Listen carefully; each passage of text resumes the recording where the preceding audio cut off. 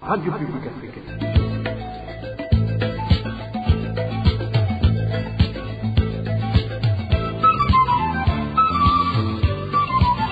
Radio Publique Africaine.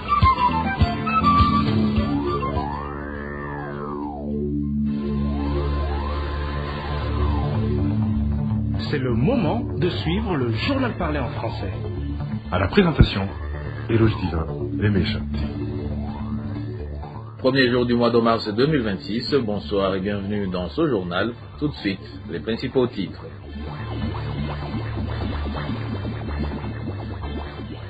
Le gouvernement du Burundi est appelé à faire tout ce qui est possible pour faire libérer et rapatrier des Burundais détenus en Zambie, au Kenya et en Tanzanie. Cet appel a été lancé par le président de l'association ONLCT Où est ton frère, qui estime que plus de 6000 Burundais sont détenus en Tanzanie et au Kenya. Et puis une campagne de vaccination contre le cancer du col de l'utérus est prévue au Burundi vers la fin du mois d'avril prochain. Les groupes cibles de cette campagne, dont l'objectif est préventif, sont les jeunes filles âgées de 9 à 14 ans. Et enfin, on va vous parler de la clôture de la 18e édition du Tour du Rwanda, laquelle compétition a été remportée par un Allemand. Voilà pour les titres, le développement, c'est dans quelques instants.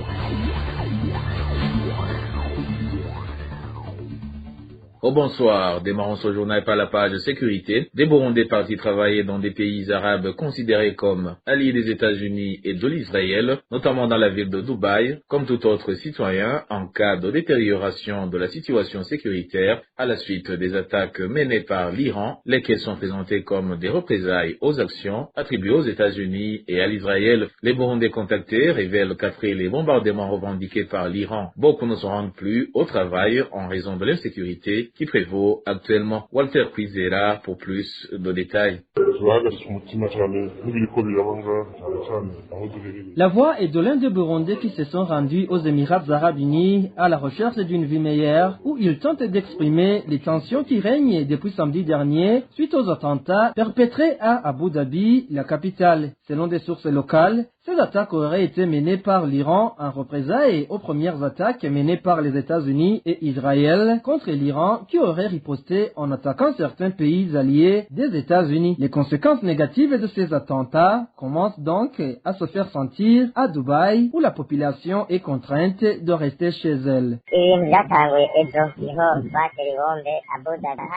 Cette situation d'insécurité a commencé hier quand la première bombe a été lancée à Abu Dhabi. C'était vers midi. Vous savez qu'Abu Dhabi est la capitale politique des Émirats Arabes Unis. Même leur roi réside ici. Ces attaques ont des conséquences du fait qu'ils ont fermé tous les endroits publics où se rencontrent beaucoup de gens. Pire encore, même les mosquées sont fermées. Ils nous ont exigé de rester dans nos maisons. Pour le moment, même les aéroports sont fermés. Donc, toutes les activités sont suspendues. Et vous savez que l'aéroport de Dubaï est le deuxième au monde. Pour le moment, nous ne savons pas ce qui va suivre avec ces attaques.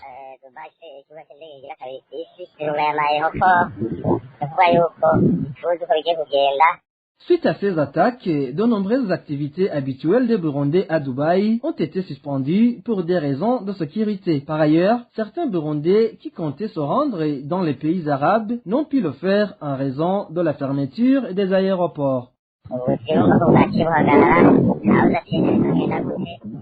Vous comprenez bien que la plupart des activités ont été suspendues. La police nous envoie des messages d'alerte tout le temps depuis hier pour nous dire de rester dans nos maisons. Vous avez aussi entendu qu'il y a des Burundais qui voulaient venir ici mais qui ont été bloqués du fait que l'aéroport est fermé. Actuellement, nous nous demandons comment nous allons vivre, surtout que beaucoup parmi nous ont dû vendre leurs parcelles, leurs maisons et d'autres ont contracté des crédits pour arriver ici. Pire encore, personne ne sait combien de jours vont durer ces attaques. Nous ne voyons pas donc comment nous allons rembourser tout cela, surtout que beaucoup viennent de l'intérieur du pays.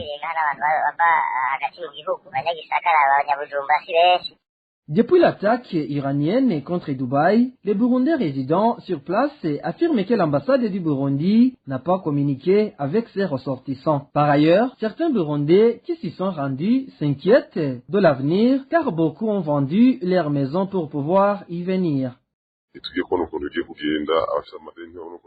Nous ne savons pas comment cette situation va finir. L'ambassadeur du Burundi ici à Dubaï n'a rien communiqué au Burundi jusqu'à présent. C'est pour cela même que nous sommes très inquiets car une telle situation n'est pas à négliger. Mais ces attaques visent souvent les Américains et leurs activités. Pour rappel, depuis ce samedi 28 février, la capitale des Émirats arabes unis, Abu Dhabi, est bombardée depuis l'Iran ainsi que divers autres endroits, notamment à proximité de l'aéroport. Et je vous le disais en titre, le président de l'association ONLCT Où est ton frère demande aux autorités burundaises, à commencer par le président de la République, d'entreprendre des démarches en vue de la libération et du rapatriement de plusieurs Burundais détenus en Zambie, en Tanzanie et au Kenya. En Tanzanie, le nombre de Burundais incarcérés est estimé à plus de 6 000, tandis qu'au Kenya, il dépasse 300. Prime Baroukeye, président de cette association, a livré récemment ces informations lors d'une réunion avec d'autres organisations de la société civile. Parmi ces Burundais détenus dans ces pays, nombreux sont ceux qui s'y étaient rendus à la recherche d'un emploi avant de se retrouver en situation irrégulière.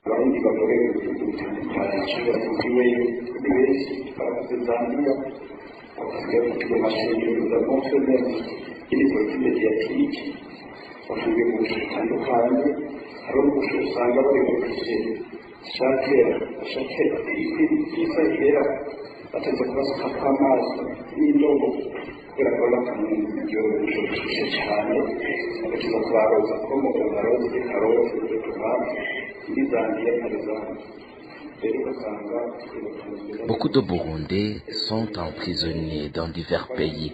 Il manque des médias pour parler en leur faveur. Ils sont détenus dans différentes maisons de détention. Certains sont même obligés de puiser de l'eau avec des seaux pour se laver lorsque la chaleur est intense. On peut citer par exemple le cas de la Zambie. Ces détenus vivent dans des conditions extrêmement inhumaines. Nous continuons à nous déplacer pour aller voir ces Burundais afin de vérifier si on peut leur faciliter les choses. Ce n'est pas tout. En Tanzanie aussi, environ 6400 Burundais sont détenus dans diverses circonstances. Si vous voulez en savoir plus, venez nous demander les contacts, nous les avons. Par exemple, pour le Kenya, on passe d'abord par la Tanzanie et au Kenya, environ 304 Burundais sont emprisonnés. Nous disposons des chiffres. Nous demandons donc à notre pays, le Burundi, de suivre ce dossier afin que les compatriotes puissent être soulagés, libérés et rentrer au pays. Ceux qui ont des activités dans ces pays, qu'ils continuent leur commerce. Mais ceux qui souhaitent rentrer au pays, qu'ils soient rapatriés au Burundi.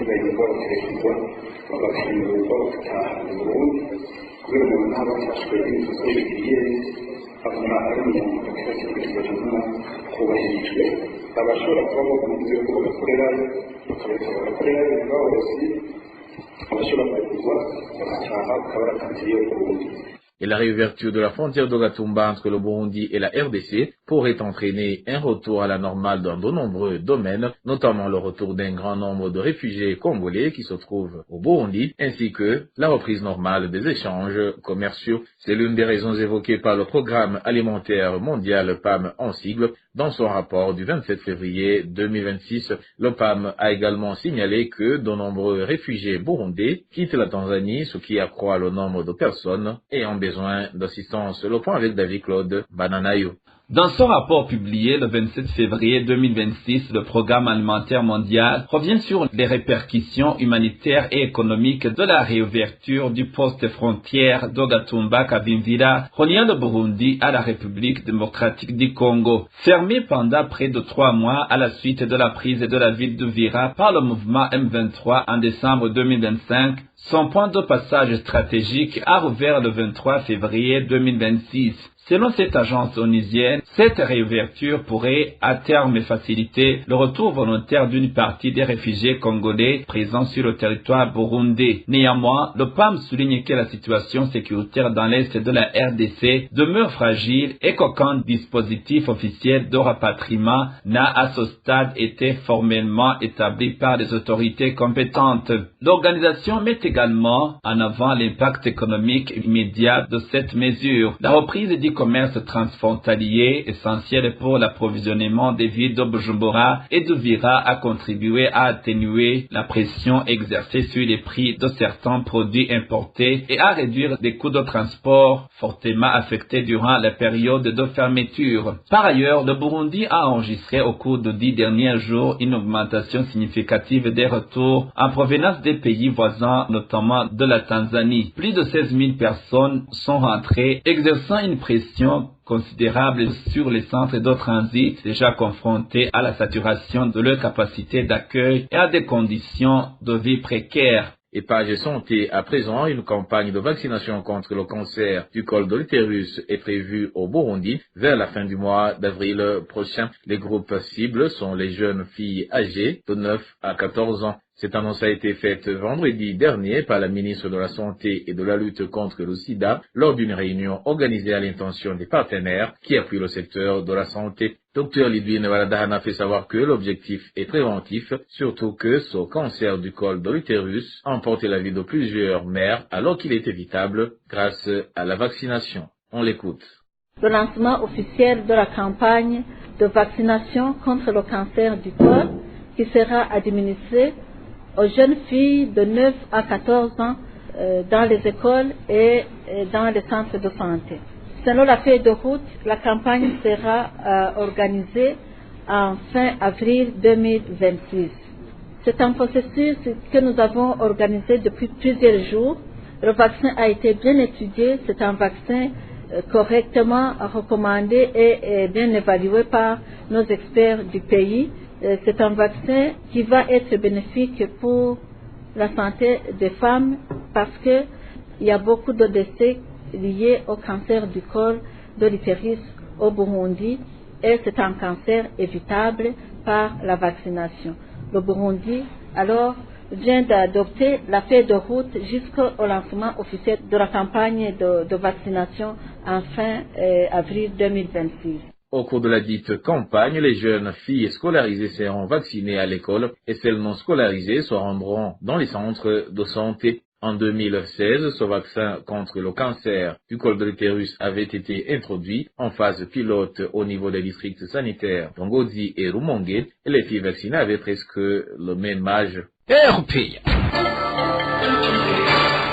Poursuivons ce journal par la page gouvernance. Certaines autorités originaires de la province de Butanyerera n'ont pas été convaincues par le rapport des projets réalisés en 2025 ainsi que les prévisions pour 2026. Les grands programmes liés à la protection des ressources du pays ainsi que d'autres projets de développement n'ont pas été mentionnés lors de cette rencontre tenue ce samedi qui avait réuni les natifs et ceux exerçant différentes fonctions dans la ville d'Ongozi. Les détails avec Eric Nyonzima. Le colonel Remi Chichahayo, ancien gouverneur de la province de Kayanza, a déploré l'absence de mention du projet de construction routière dans la ville de Kayanza. Selon lui, une université technique à Matongo ainsi qu'une route traversant la zone de Rugazi dans la commune de Kabarore était prévue avec un budget de plusieurs millions, mais rien n'indique que ces projets seront mis en œuvre prochainement. D'autres acteurs ont exprimé leurs inquiétudes quant à la mise en œuvre d'emplois de développement immobilier, estimant que les citoyens n'ont pas été suffisamment informés. En réponse aux critiques, les responsables ont déclaré que les projets n'avaient pas été oubliés, mais que certaines étapes étaient encore en cours et que d'autres seraient bientôt réalisées. La réunion qui rassemble de hauts fonctionnaires, des commerçants et des agents de la fonction publique et des représentants de la société civile n'a pas permis de faire le point sur l'état d'avancement des activités dans la province. Les échanges ont principalement porté sur les projets agricoles et d'élevage, ainsi que sur la construction des bureaux des chefs de village. La question sur le manque d'engrais et de la pauvreté qui touche la population n'a pas été abordée. Et l'Observatoire de lutte contre la corruption et les malversations économiques appelle le gouvernement du Burundi à lever sans délai tous les obstacles entravant l'adhésion du pays à l'initiative pour la transparence dans les industries extractives ITIE en sigle. D'après Gabriel Rufyiri, président de l'OLUCOM, ces retards sont imputables en grande partie à l'existence d'un groupe restreint d'acteurs qui ne seraient pas favorables à l'intégration du Burundi au sein de l'ITIE, redoutant la perte d'avantages liés au manque de transparence dans le secteur extractif. Je vous propose d'écouter l'intervention de Gabriel Rufyiri, il est le président de l'OLUCOM. Leta y'u Burundi yaramaze kwemeza neza yuko le gouvernement du Burundi a déjà affirmé que le secteur minier constitue l'un des piliers essentiels du développement économique du pays. C'est dans cette perspective qu'il a décidé d'adhérer à l'initiative pour la transparence dans les industries extractives. Cependant, cette décision se heurte à des obstacles majeurs, notamment liés au respect des normes et des exigences de transparence. Certaines personnes ou groupes d'intérêt qui profitent d'un système peu transparent pourraient voir leurs avantages menacés si des réformes sont mises en œuvre. Il est important de souligner que ces intérêts particuliers ne représentent pas d'État. Dès lors que le gouvernement a pris conscience de ces défis, il lui appartient de prendre toutes les mesures nécessaires afin d'écarter ces entraves et d'assurer l'application effective des engagements pris. L'adhésion à l'ITIE présente plusieurs avantages significatif. Premièrement, elle contribue à la prévention des conflits. L'histoire montre que les zones riches en ressources minières sont souvent exposées à des tensions et à des violences. Une gestion transparente et équitable permet de réduire ces risques. Deuxièmement, les revenus générés par l'exploitation minière, lorsqu'ils sont bien encadrés, peuvent être orientés vers des projets de développement socio-économique, notamment vers des projets de développement socio-économique. Troisièmement, l'adhésion à l'ITIE renforce la crédibilité du pays sur la scène internationale. Cette initiative favorise également la protection de l'environnement et un meilleur suivi des recettes issues de l'exploitation minière. Depuis l'extraction jusqu'au retour des revenus dans les caisses de l'État, elle encourage en outre la transformation locale des minéraux avant leur exploitation. En effet, l'exploitation de minéraux à l'état brut représente une double perte pour le pays. Non seulement la valeur ajoutée, mais il devient également plus difficile d'assurer un contrôle précis des quantités et de revenus réellement générés.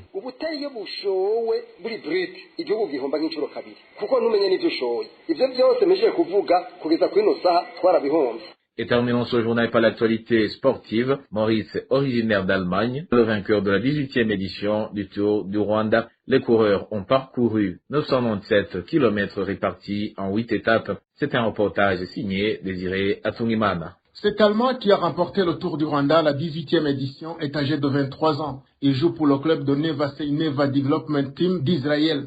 Cette équipe s'appelait Israël Pumatek avant de changer de nom. Pendant cette compétition qui s'est clôturée ce dimanche, Moritz a utilisé 23 h 8 minutes 48 secondes pour décrocher la première place. La deuxième place est revenue à un autre Allemand, Adam Yatse Johannes, et la troisième place a été occupée par le Belge Mailvot Duarte.